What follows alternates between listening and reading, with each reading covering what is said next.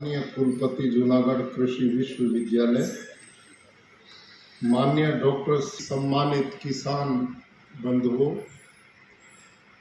आज आपके बीच में आकर मुझे अपार प्रसन्नता है कि मुझे जानकारी दी गई डॉक्टर सेंजलिया द्वारा, महात्मा सेंजलिया जी द्वारा, डॉक्टर सांवलिया जी द्वारा और टिम्बड़िया जी द्वारा कि आप में बहुत से ऐसे खेडूत भाई और बहन जिन्होंने इन संतों के सहयोग को लेकर पूरे जूनागढ़ जिले में प्राकृतिक खेती के मिशन को जनमानस तक पहुंचाने के लिए एक ऋषि कृषि संत यात्रा का आयोजन किया और उसमें बहुत अच्छी सफलता आप लोगों ने प्राप्त की और उसमें एजुकेशन डिपार्टमेंट के अधिकारियों का भी सहयोग रहा। मिलकर के आपने जो पहल इस जिला से की है, ऐसी पहल पूरे प्रदेश में चले, इस बारे में हम सोच रहे हैं। बहुत सफल आपकी यात्रा रही, बहुत समय आपने उस कार्यक्रम के लिए दिया। खेडूत भाइयों में बहुत बड़ी जागृति उससे आई है, तो इसके लिए मैं संत महानुभावों को भी नमन करता हूं और आप सबको भी सुखद यात्रा की बहुत बहुत बधाई देता हूं।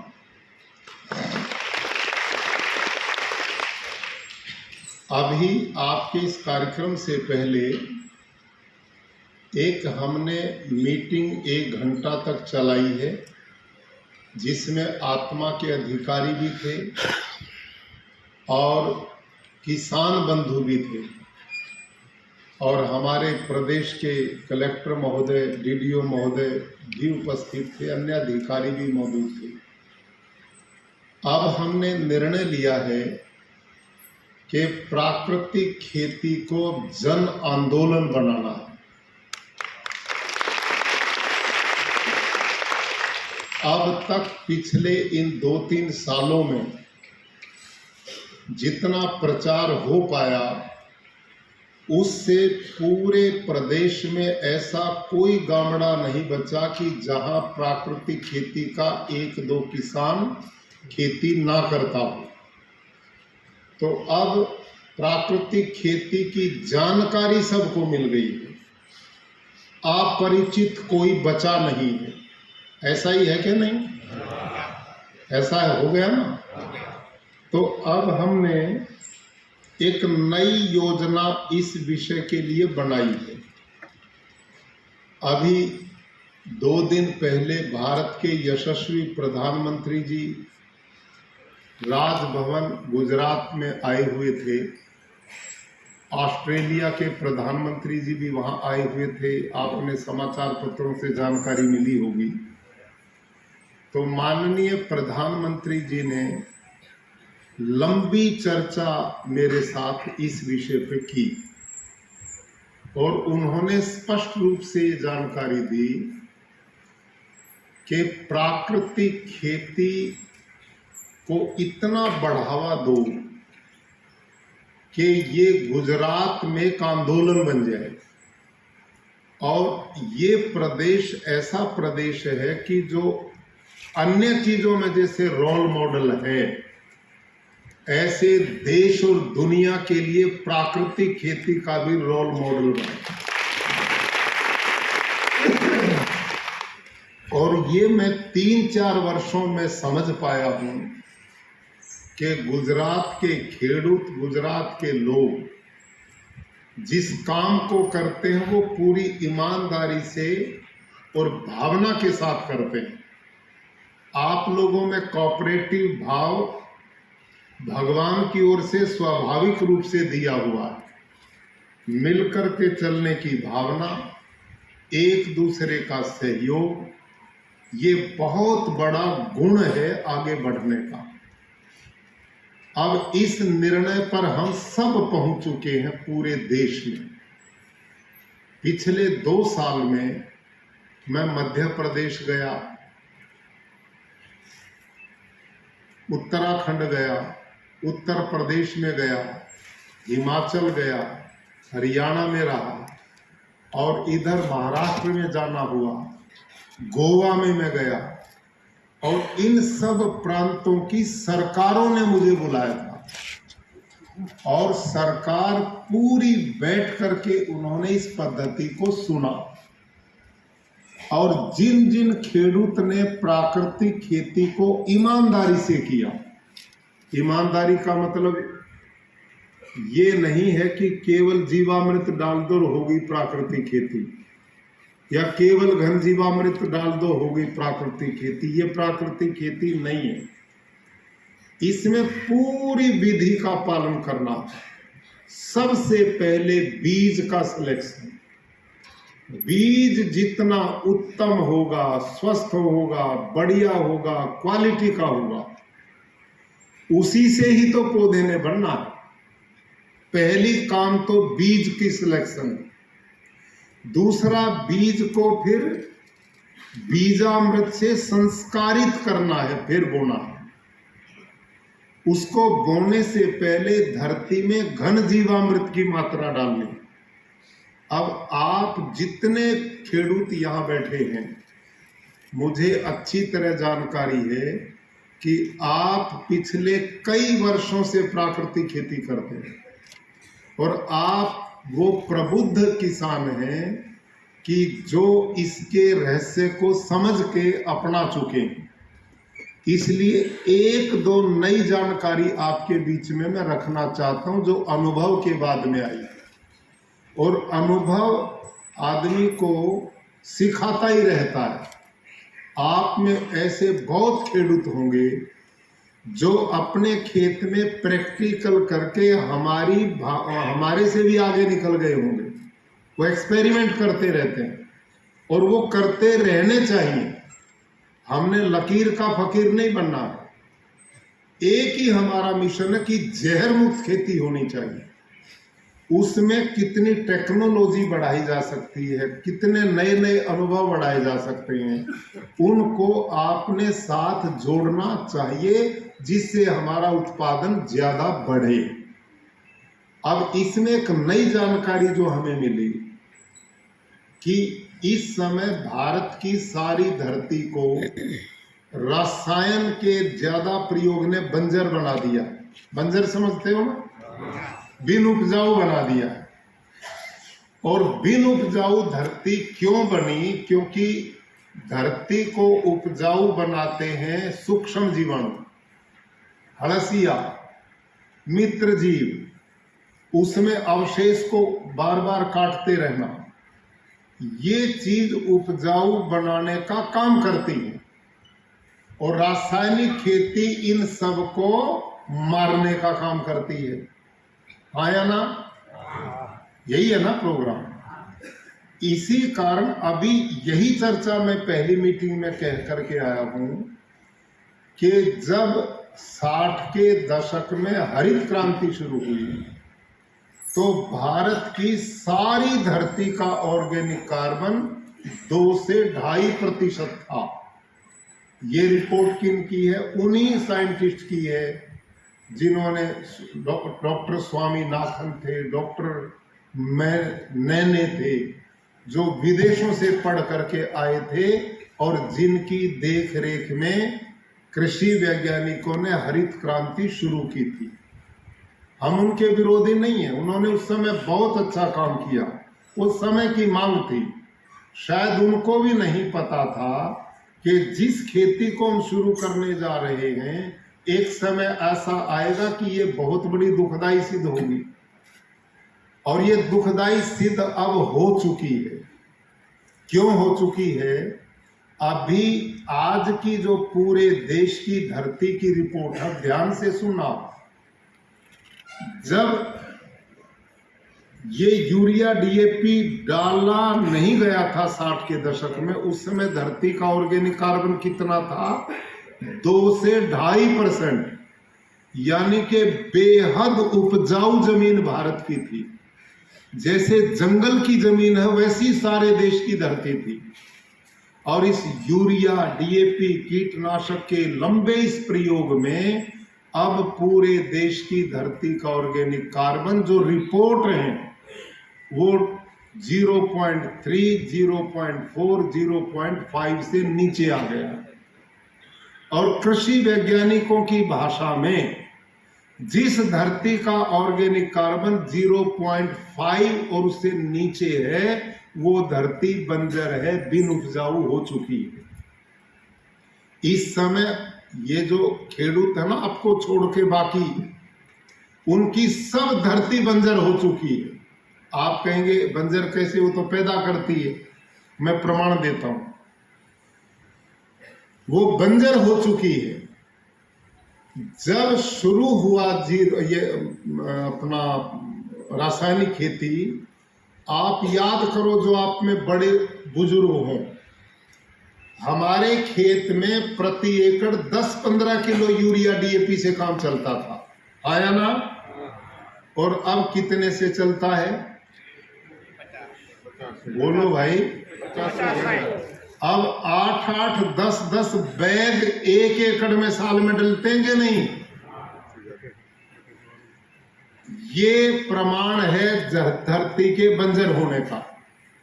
यदि उसका ऑर्गेनिक कार्बन वही होता तो 10 ही 15 किलो यूरिया डीएपी में काम चलना चाहिए था। अब क्योंकि वो बंजर बन गई, बिन उपजाऊ बन गई, अब उससे जबरदस्ती यूरिया डीएपी जबरदस्ती उसको बेचारी को तड़पा करके उससे उत्पादन लिया जा रहा। हमारी स्थिति पता क्या है? उदाहरण के लिए जैसे किसी गाड़ी में एक कमजोर घोड़े को जोड़ दो और उस कमजोर घोड़े पर वजन ज्यादा लाद दो, तो आप उसको कैसे चलाओगे? थोड़ी देर तक वो चलेगा, फिर वो बेचारा उस बोझ को खींच नहीं पाएगा तो रुकेगा। फिर आप उसको डंडा लगाओगे, फिर वो थोड़ी देर चलेगा, लेकिन फिर डंडे मारने से भी नहीं चलेगा। फिर उसको चाबुक लगाओगे, फिर वो 2-4 कदम चलेगा। और ऐसी स्थिति आ जाएगी चाबुक भी लगाते रहो तो भी वो गिर जाएगा और वो चल ही नहीं सकता। यही स्थिति आज हमने धरती माता की बना दी है। आने वाले समय में जो रिपोर्ट अब आई है यूएनओ की, उन्होंने कहा है कि यदि धरती पे रासायनिक खेती इसी प्रकार अगले 40-50 साल होती रही तो पूरी दुनिया की धरती ऐसे बन जाएगी जैसे घर का फर्श होता है। समझ में आ गई बात? जैसे ये चमक रहा ना, ऐसे ही धरती चमकेगी, एक तिनका भी पैदा नहीं होगा। फिर धरती पे कैसे बसोगे, ये चिंता का विषय है। और नीति आयोग की रिपोर्ट है, वर्ल्ड स्तर की है, ये तो लोग आंकड़े इकट्ठे करते हैं। इस समय सबसे बड़ी चुनौती दुनिया में है ग्लोबल वार्मिंग की, जलवायु परिवर्तन की। इसका कोई इलाज हमारे पास नहीं। और इस जलवायु परिवर्तन में जहां अन्य कारण है बढ़ाने के, उनमें 24% ग्लोबल वार्मिंग को बढ़ाने का काम रासायनिक खेती और जैविक खेती दोनों करती है। ये इतना खतरनाक है। अब ये जलवायु परिवर्तन का परिणाम क्या है? आपने कल ही देखा होगा टेलीविजन पे, कैलिफोर्निया अमेरिका में इधर बाढ़ आ रही, इधर बर्फ गिर रही है। देखो विनाश, उधर बाढ़ चल रही है, इधर बर्फ गिर रही है एकदम। कई तूफान आ रहे हैं, कई भूकंप आ रहे हैं, कई नदियां सूख रही हैं। अब ये स्थिति क्यों बनी? ये हमने प्रकृति से छेड़छाड़ की, प्रकृति के विपरीत काम किए और उसके दुष्परिणाम अब प्रकृति हमें दे रही है। मैं कई बार इस बात को कहता हूं, सामान्य बीमारी के तो इंजेक्शन आप निकाल लोगे, लेकिन ये जो जलवायु परिवर्तन है, इसका कौन सा इंजेक्शन निकालोगे, कौन सा टीका निकालोगे, क्या बचाओगे इसका? अब हम यहाँ इस हॉल में बैठे, भयंकर तूफान आ जाए, कोई रोक देगा उसको? क्यों भाई लोगों? अचानक भारी बारिश आए, रोक देगा उसको? नहीं रोक सकते, क्योंकि वो हमारे हाथ में नहीं है, हमने हाथ से निकाल दी। ये प्रकृति का दोष नहीं है, ये सारी गलती हमारी है। हमने प्रकृति का लाभ नहीं लिया। महात्मा गांधी एक बात कहा करते थे कि ये प्रकृति आदमी की जरूरत तो पूरी कर सकती है, लेकिन आदमी का लालच पूरा नहीं कर सकती। हमने लालच में आकर के पहाड़ों को नहीं छोड़ा, समुद्रों को नहीं छोड़ा, नदी झीलों को उजाड़ दिया, हमने सारा प्रदूषण फैला दिया। आज बड़े बड़े शहरों में हवा लेने की हवा नहीं बची। आप जानते, बोतलें रखी हमारे सामने, 20-25 साल पहले कोई लेके चलता था क्या इनको? हम कहीं पर भी पानी पी लेते थे। आज हमने ये उन्नति की है कि धरती के पानी को भी जहरीला बना दिया, पी नहीं सकते कहीं पर भी।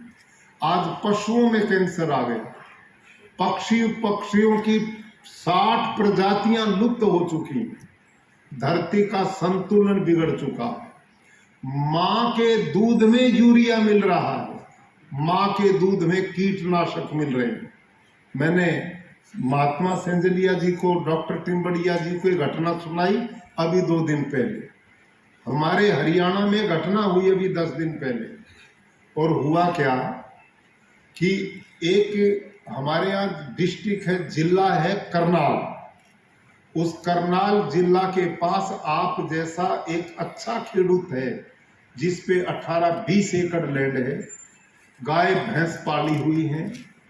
उस खेडूत की पुत्र वधू को बच्चा होने वाला था, तो उन्होंने उस पुत्र वधू को एक हॉस्पिटल में करनाल में डॉक्टर के पास दाखिल करा दिया।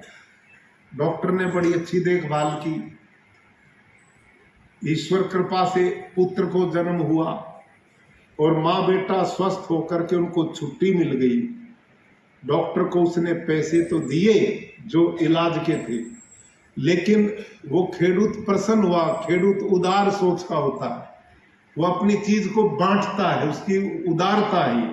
जैसे आपने हमें सब अपना उत्पादन बांटे हैं, अभी हमारे को भी दिए, ऐसे उस खेडूत के 8-10 गाय भैंसे थी, उसके यहाँ खूब घी था, अपना रोज निकालता था।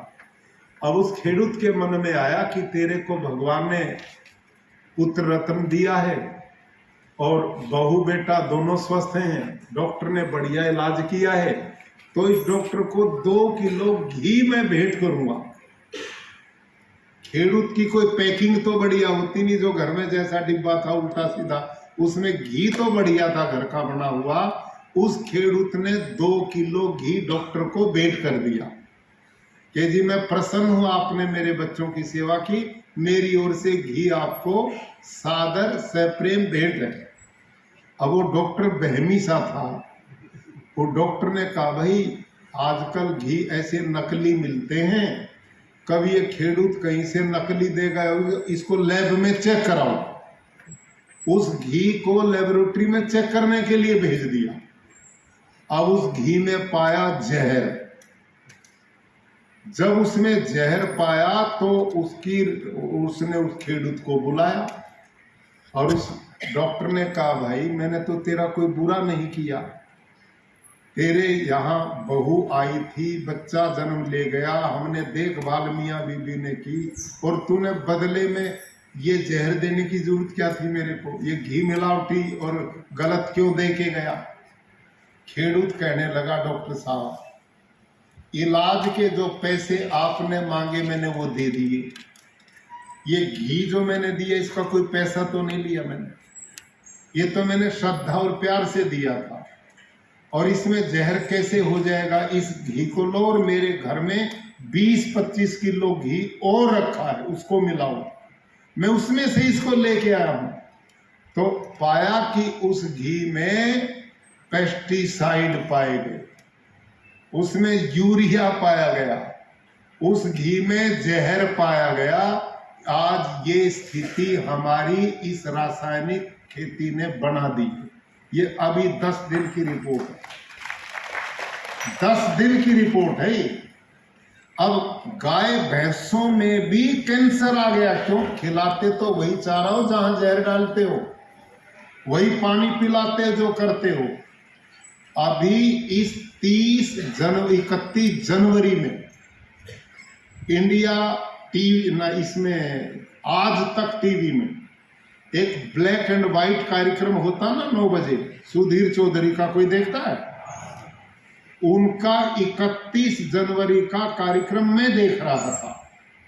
उसमें उन्होंने एक रिपोर्ट प्रस्तुत की, जिस रिपोर्ट में ये था कि बालक के लिए मां का दूध सर्वोत्तम है, निरापद है, गुणकारी है, लेकिन दुर्भाग्य मां के दूध में कीटनाशक मिल रहे हैं और उसके कारण गर्भस्थ बच्चे विकलांग हो रहे हैं, किन्हीं के ब्रेन में ट्यूमर मिल रहे हैं।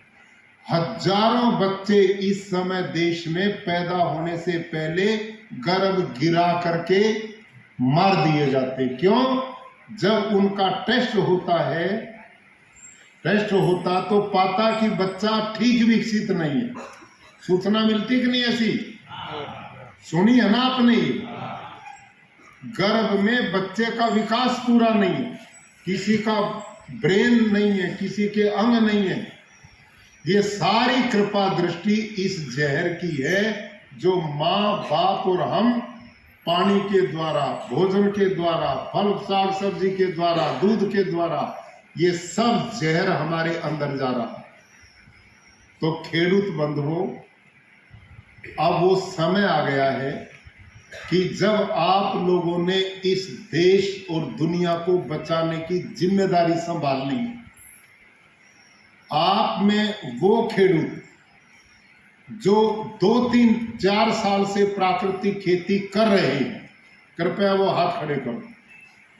वाह वाह, ये तो बहुत बड़ी संख्या है, धन्यवाद। अब ईमानदारी से आप एक बात बताओ, ईमानदारी से कौन ऐसा खेडूत है दुनिया में जो लगातार 4 साल तक अपनी फसल में घाटा स्वीकार कर लेगा?